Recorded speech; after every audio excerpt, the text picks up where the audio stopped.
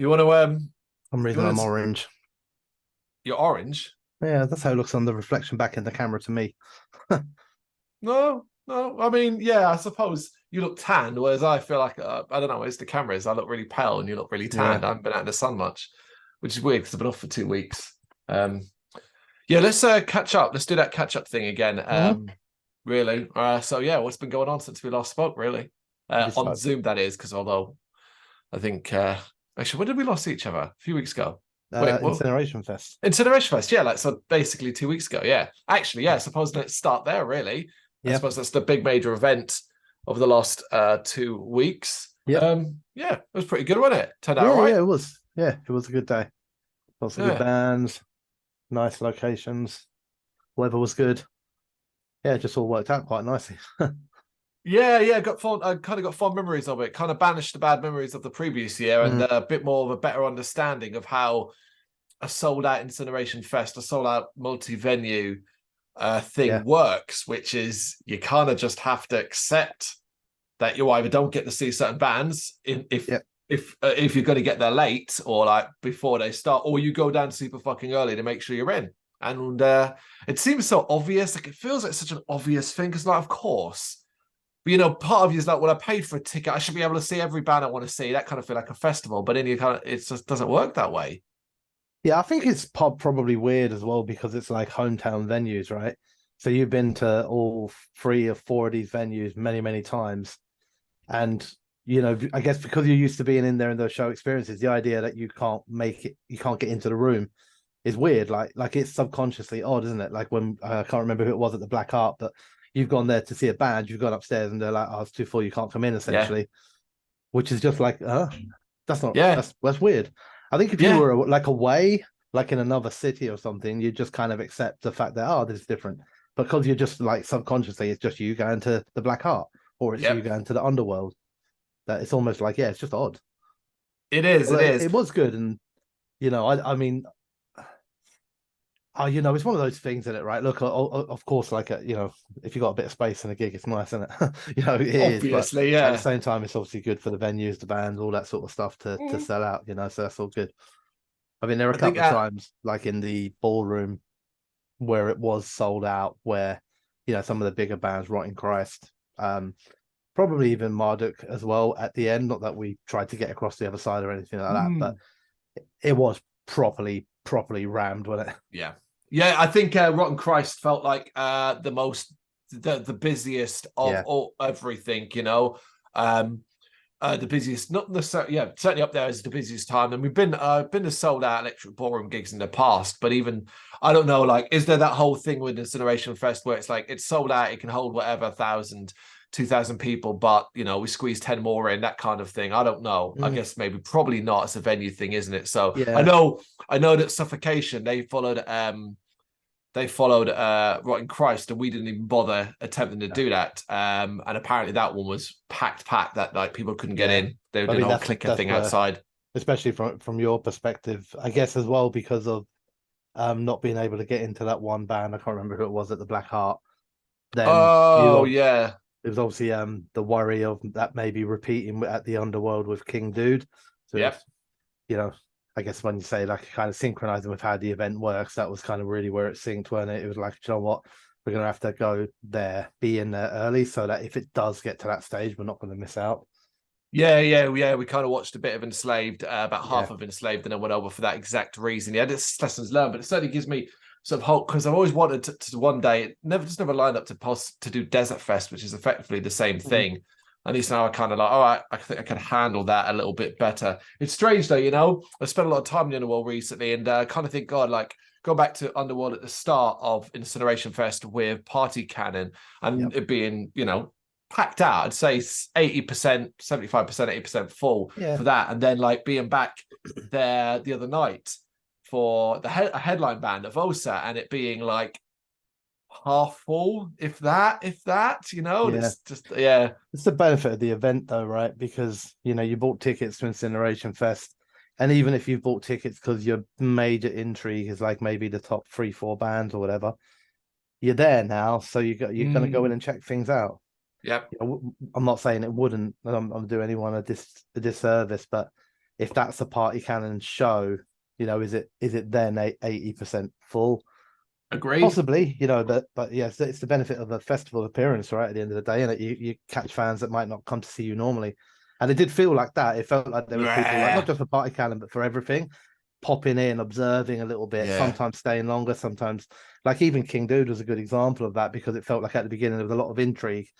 There's still a fairly reasonable crowd by the end, but it definitely thinned out, hadn't it? Oh, it had, yeah, yeah. People, I think, had left early as well. Maybe come to watch a bit of King Dude and then wanted to go watch Marduk as well. Yeah. Because we sort of we strolled out of King Dude, didn't really rush out of there. And we're like, all right, we'll check out a bit of Marduk. None of us really have massive interest in that sound. And I remember thinking it was fine, but then later, like a couple of days afterwards, reading online that like the bass player was either a mess, not playing properly, and they got kicked out of the band. Apparently You drunk. notice any of this? I didn't see any of this. Maybe I don't know. I don't know if it.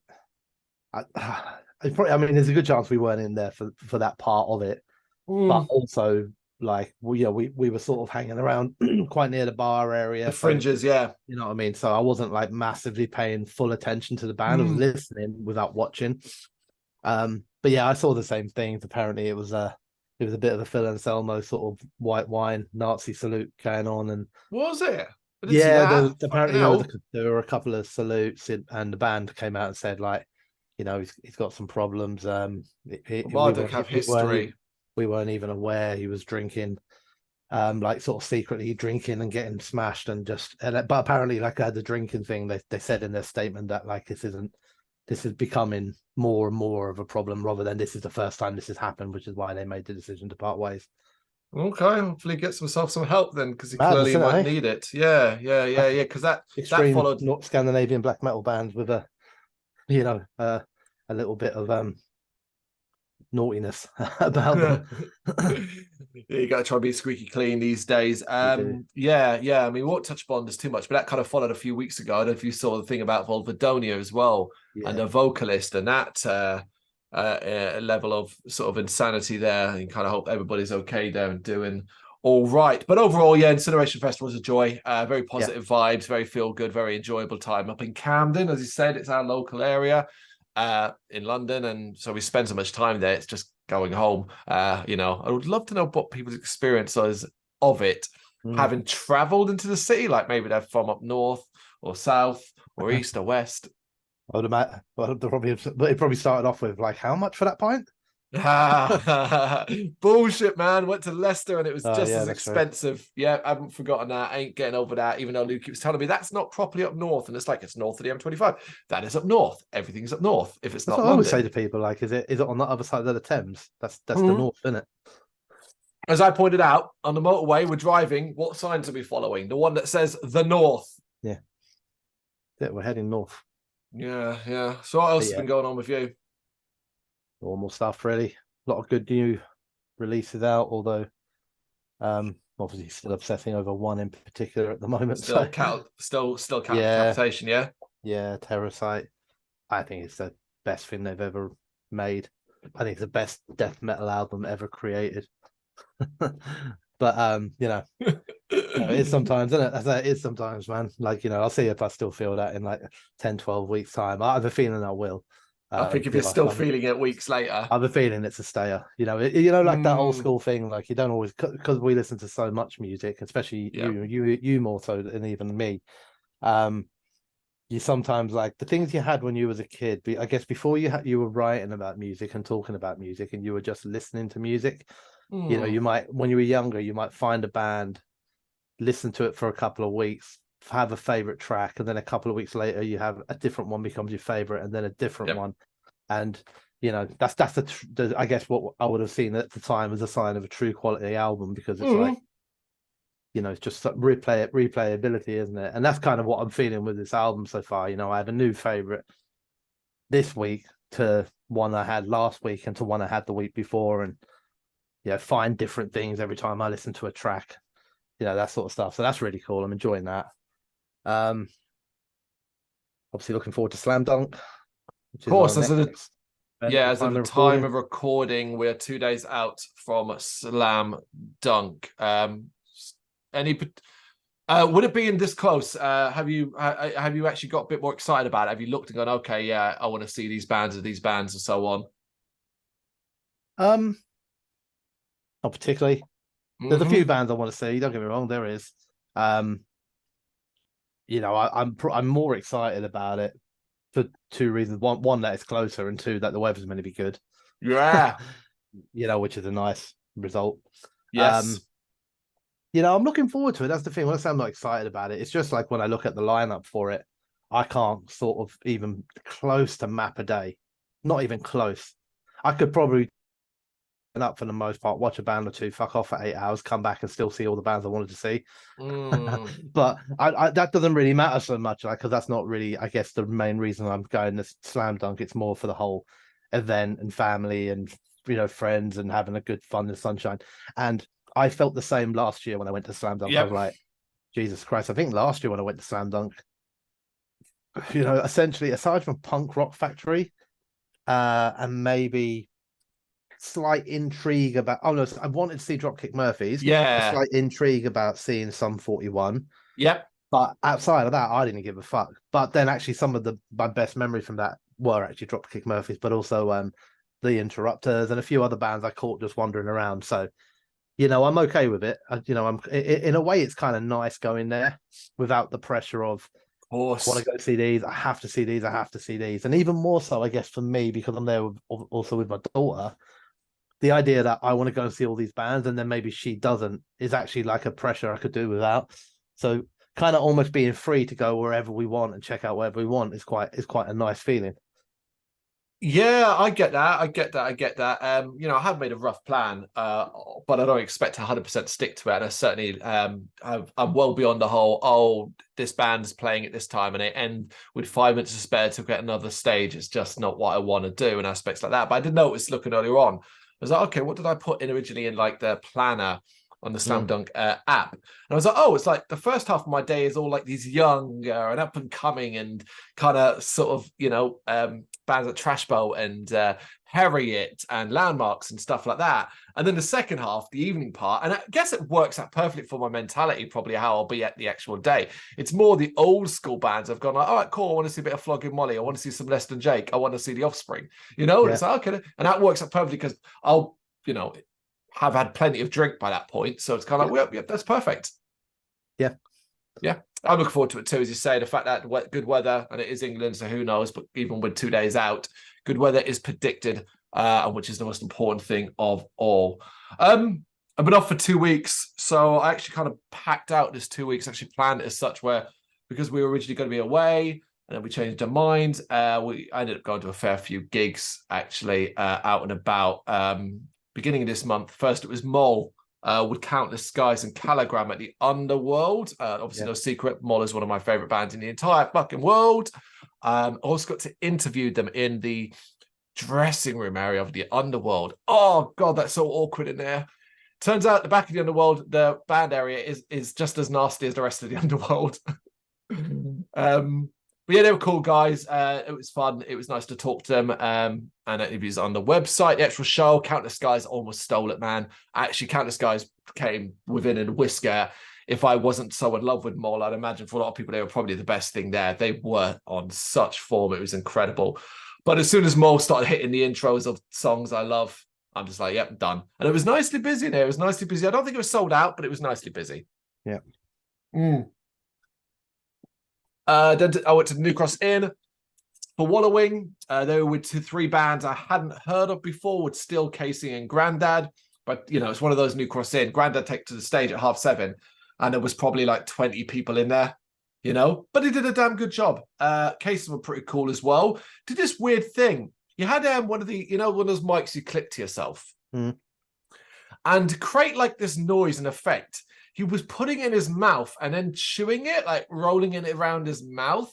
Okay. And it was just an intriguing sound effect. I'd never seen that done before. It was very, very cool. Kind of thing you think that would work in a studio, but not necessarily in a live environment. But it did work pretty fucking well. Imagine the sound engineer, if he's the one who gave him the mic, to sitting there like properly screwing him doing that whole mic chewing episode.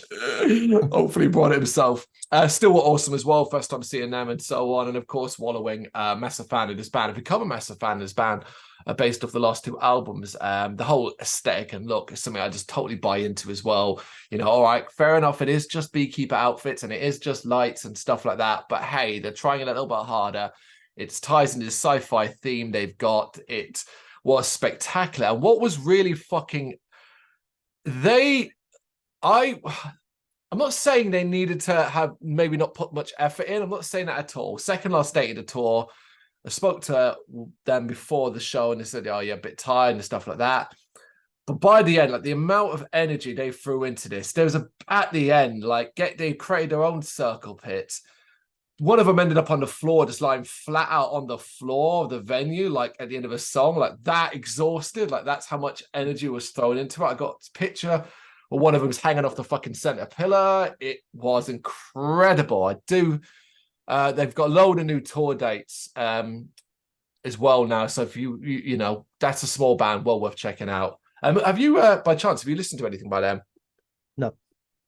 Nope. Don't recognize the name at all. Mm-hmm. No, I was Earth Reaper. Love it. Sci-fi dystopian world. It's got its own comic books. I mean, and they're like the indie small band version of like Ghost or Kiss for the amount of different ideas they've got for merchandising. And some of it is incredible. It's always very small amount of runs. Like you'll only get 20 of a certain item and stuff like that.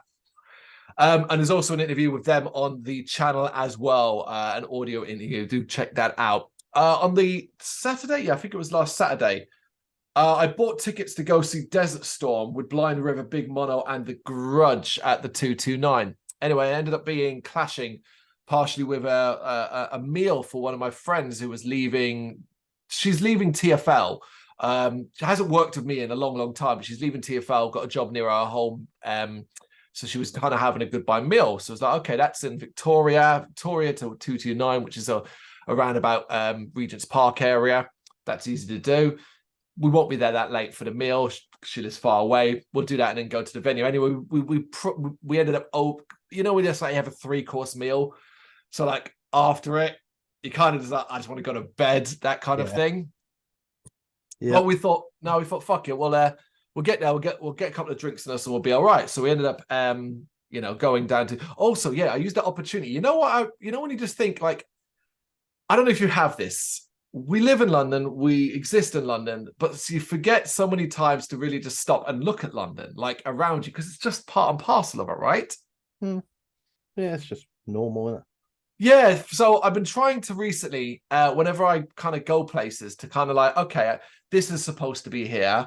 Let me go look at it, like properly, instead of just glancing at it. So even though obviously I've been there before and all that, I decided I was going to, on the Saturday in Victoria, we walked up to St. James's Park. Yeah. And I was like, right, I'm going to stop dead like a tourist, and I'm going to stop and look at Buckingham Palace and just like actually look at it rather than just walking past it and going, oh yeah, there it is and so on, you know, it was just weird. I'd never done that before. Yeah, we don't really, a lot of people obviously travel to London and do the touristy thing. I've done quite a few things in London, but that's because of having a kid. Yeah. So like you go to museums, you go to all that sort of stuff, but there's loads. I've never gone up and watched Changing of the Guard, for example. Oh yeah. Which is obviously like a regular thing with tourists all standing there waiting for it to happen, and so there's loads of things like that I've never done.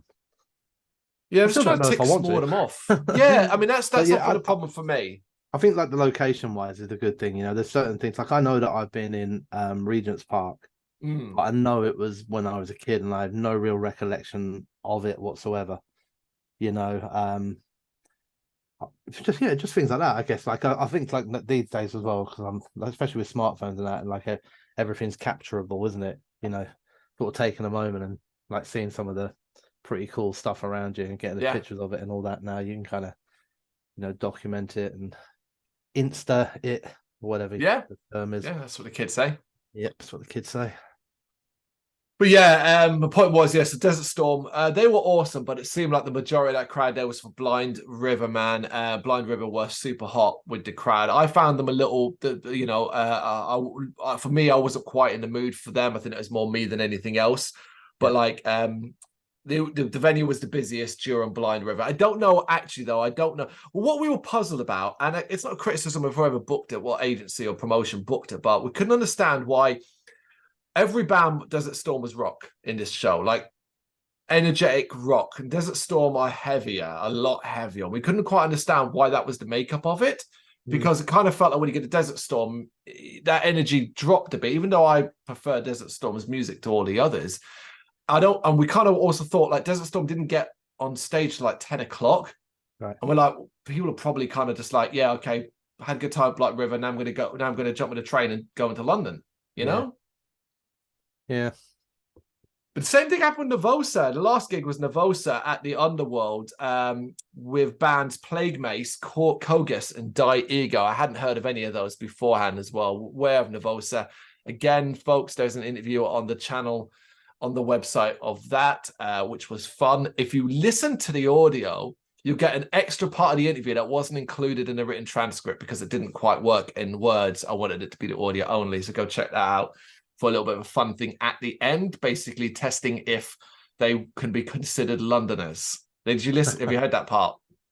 No, not yet.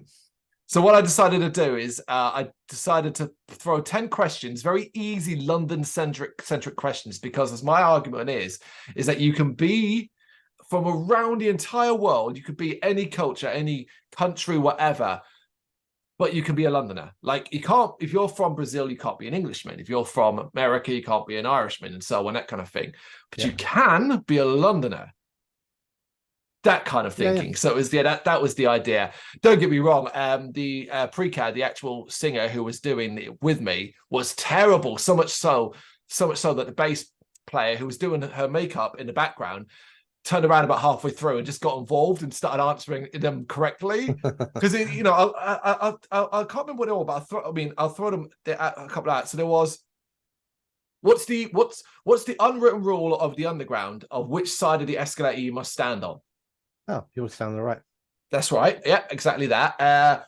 What color? Yeah, what color are predominantly London buses?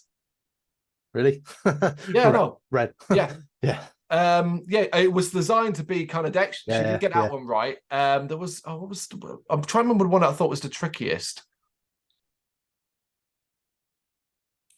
No, they've got my head. It's a shame, but yeah, it's a bit fun. It is we'll fun. Test each other. We'll do a little video. I'll do some London questions for you. You do some for me, and we'll test each other's Londonness. Or I like easy or hard ones though, or like. Oh, not to show each other up. Like, you know what I mean? Not to the level of what color are the buses, because like we should both know a bit more than that, innit?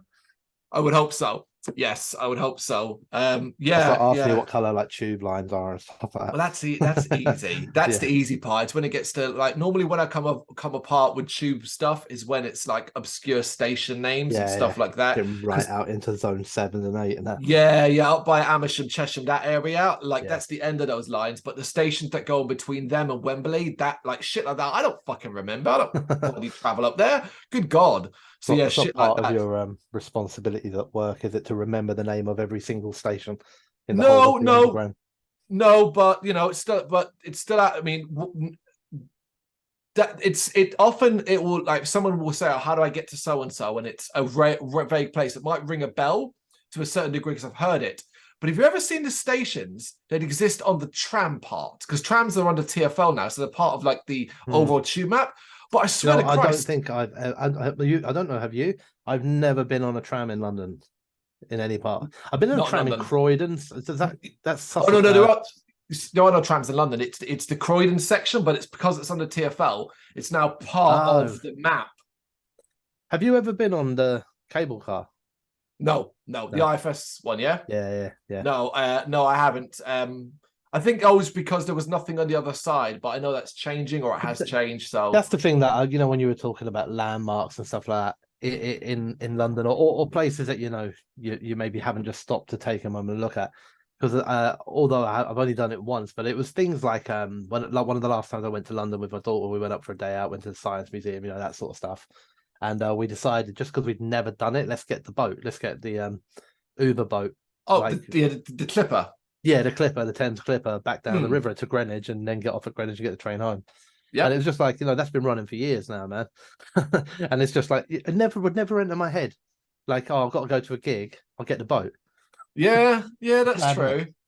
Yeah, it's true because it's not even expensive because you think, oh, the boat will be like so much, but it's not. It's No, transport it's a couple of fares. quid. Yeah, that's it. Yeah, Yeah. it's nothing. Yeah. But yeah, going back to the thing, Nervosa were awesome. Didn't actually get on stage till like 10:05, but I think that was partially because there was problems. There was a lot of fucking around on stage for like 15 minutes with one particular set of stacks as well. But they, played like 17 songs, so it was a solid one. But like I kind of not lost my buzz, but basically the interview, well, it went well. The build up to it was a bit of a mess. So it was like it was booked for 5:30. Be here outside the underworld at 5:30, no problem. Out there at 5:30, it's 22. Okay, how late do I wait? Wait, 1:45, message to PR, listen, I'm still here and so on. Thankfully, he got back to me and said, oh yeah, they're running a bit late and stuff like that. Be fair, that's happened every single time. Even happens at Bloodstock, when in that tight time. So it is what it is. So I was happy enough to wait. Anyway, I'm standing there. And to be honest, I'm one of the only, there's a couple of people queuing up outside the underl entrance, but I'm sort of standing away from them. And I see some guy come out and he's looking at his phone and all that. And he's looking at the front. And I'm thinking like, all right, is this him? I go to step forward and he kind of walked off. And I was like, oh, well, it must have been him. I'm right here. Like he would have asked, oh, are you Carl? That kind of thing. Anyway, went off, so I didn't think much of it. It got to like 6 o'clock, and I'm like, okay, what's going on here? What's going on here? Anyway, then this is the tour manager, so he ends up messaging me now and saying, oh, where are you? And so on, that kind of thing. I'm like, right, at the front. And he was like, oh, can you come around to the side? I'm like, the side? Where the fuck's the Yeah, what's the side? I had no idea. He's like, oh, you come around to the side and a set of stairs and all that. So I'm like, all right, let me walk around down the road past the World's End and then turn right. And it turns out there's a back door there. So I get there and there's nobody there, but the door is open, leading some stairs into the underworld. So I'm like, okay, what do I do? So I'm sort of standing up the stairs, I'm shouting hello, no one's answering. So I thought, fuck it, go to the bottom of the stairs, walk straight into the bottom of the stairs. And there's all these bands from these other ones sort of standing there. I'm just like, are any of you the tour manager for Nervosa? And they're like, no, I'm not. Oh my fucking God, where is this guy? So I'm back upstairs. I'm like, where are you? He's like, I'm right here. I'm like, but you're not. Like, I'm standing right here. So eventually we established, I don't know how we got to this, but he'd gone back to the front of the underworld. Right. So I finally went round to meet him, and it was the bloody guy who had come out earlier on or like walked past looking for me. And then he's like, oh, okay, like they're just getting dressed. I'm going to bring you in, but can you wait like 10, 15 minutes till they're getting dressed? I was like, yeah, no problem. So I'm standing in the wall, basically listening to sound checks, got talking to these two photographers. Nice enough fellas, except for the fact that they didn't seem to at all be able to understand the name of the site. It's not that complicated, people, but people seem to struggle with it. Yeah, they do, but it's a bit late for that now. Can't change it. Well, yeah.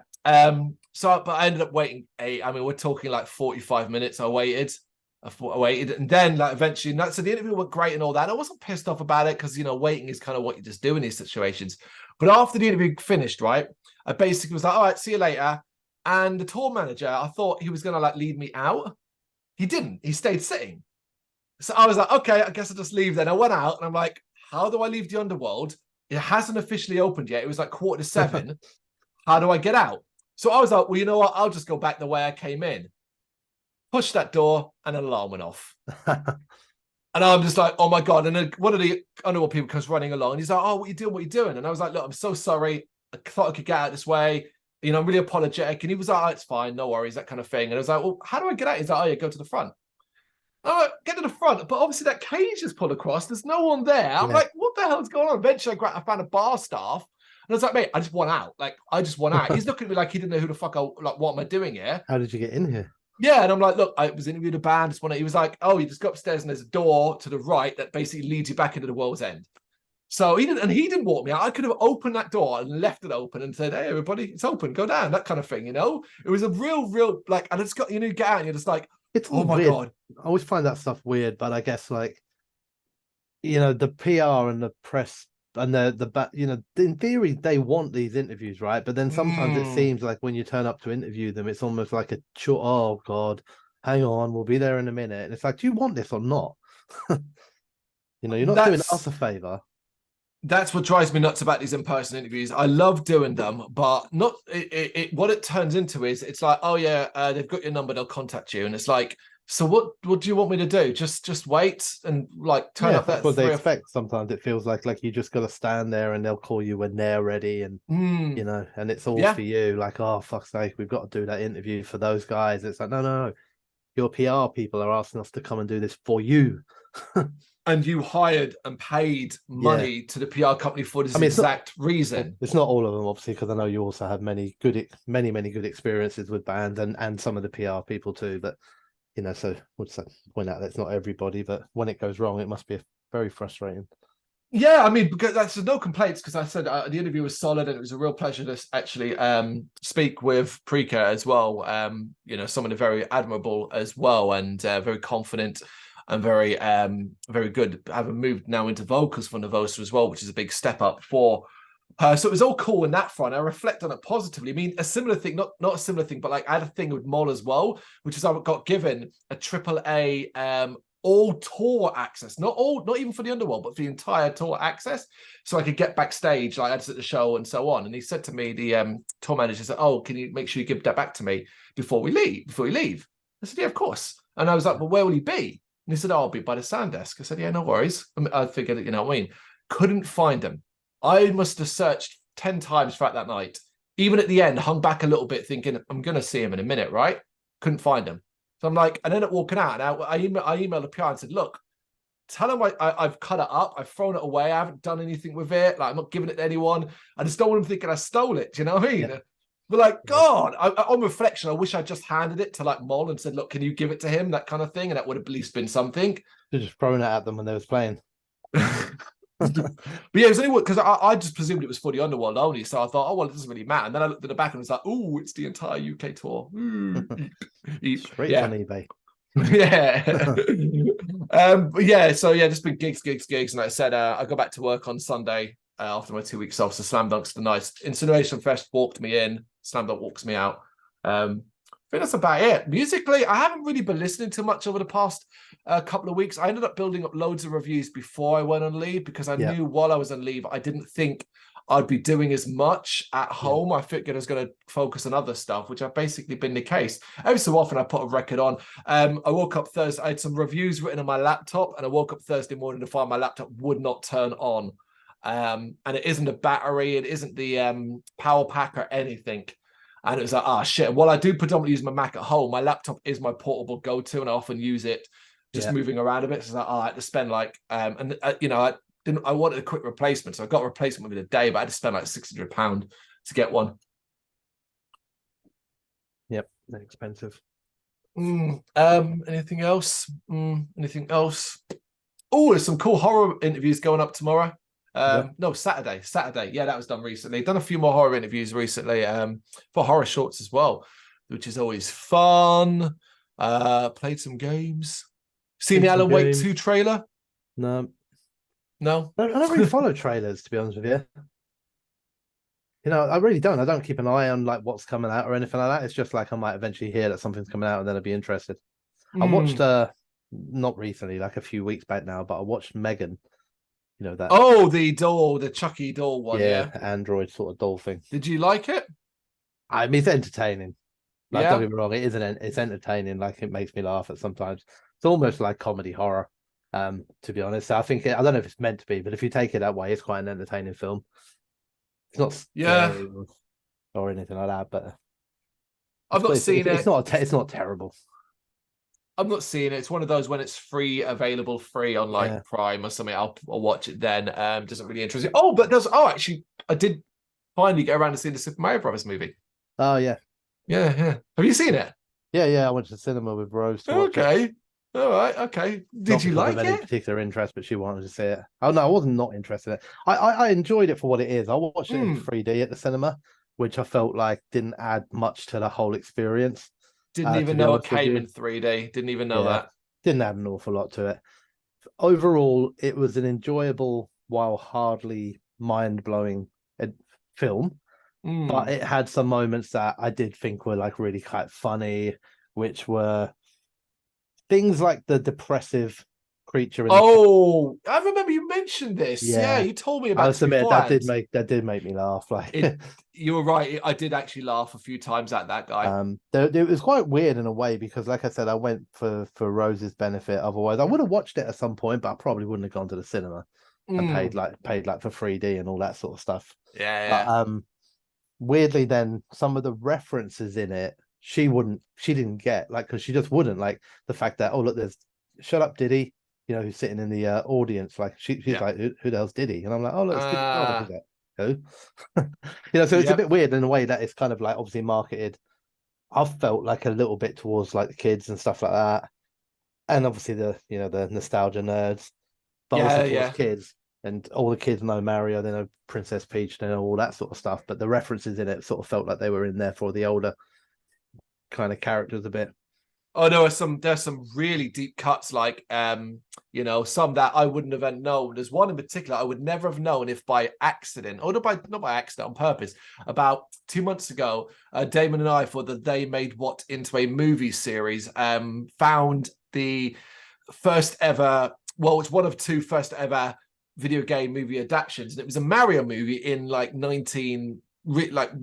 a very early 1986. I think it was 1986, and it was an animated movie, and Right. so like based off the first game. And in that, the movie that's just come out has a reference to that in it, and you would only get it Oh, if you, no. only if it was familiar, that kind of thing. But Yeah. But it had like some cool things, like it did. like if you look at, I guess, without ruining the lore of Mario, it kind of had like a good positive role model in Peach, who was a bit more hardcore. Yeah, It wasn't the, oh my god, I need the two plumbers to come and save me, I've been kidnapped again. She yeah. was, She's not the damsel in distress. nah, not at all. She's a warrior, isn't she? So Mm, some of that things was quite cool. But I also thought it was good that they kind of modernized in that way, but without really actually destroying the story. Like, it didn't feel like, yeah. oh no, that's ruined everything now that Peach can look after herself.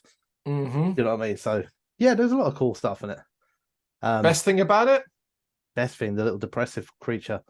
Like that to me, to be honest with you, I watched it with, yeah, I don't know, like oh, this is okay. That's how I was throughout the whole thing.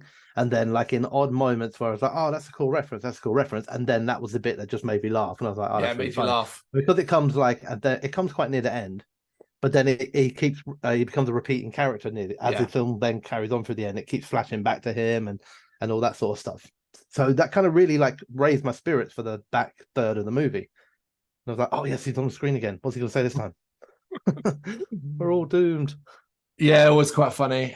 For me, it was Jack Black as Bowser. I think there's no Hmm. one that did a better job of not just sounding like himself, although he did Yeah, yeah, obviously at certain points. yeah. He did. Yeah, But yeah, I think he threw his all into it. I've got very little good to say about the others, who I think generally are just in it now for marketing reasons, because they certainly didn't put much effort in it. But I have done some reading up about the kind of disputes or arguments that have happened around those voice actors between like Charlie Day and Chris Pratt wanting to do it in a certain style and being told no, and yeah. so on, that kind of thing. So but yeah, as in a review I wrote, and I'd repeat this when me and Damon get to the full video on it, doesn't fucking matter, because any criticism matter, because this has made more fucking money than I could have ever expected or believed. So it's a franchise now. It's a success, isn't it? That's the thing. Yeah.